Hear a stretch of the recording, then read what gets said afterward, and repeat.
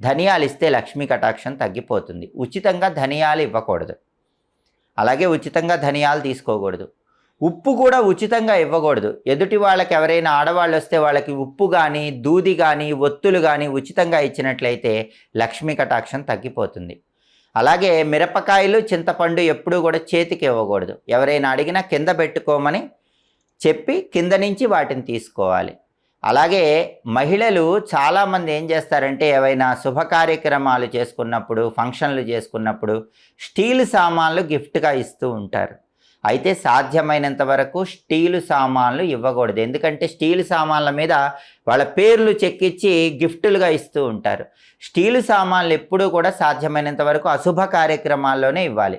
శుభ కార్యక్రమాలప్పుడు సాధ్యమైనంత వరకు స్టీలు సామాన్లు గిఫ్ట్గా ఇవ్వకుండా ఉండటం మంచిది. కాబట్టి మహిళలు తెలిసి కానీ తెలియక కానీ ఈ తప్పులు చేయకుండా ఉన్నట్లయితే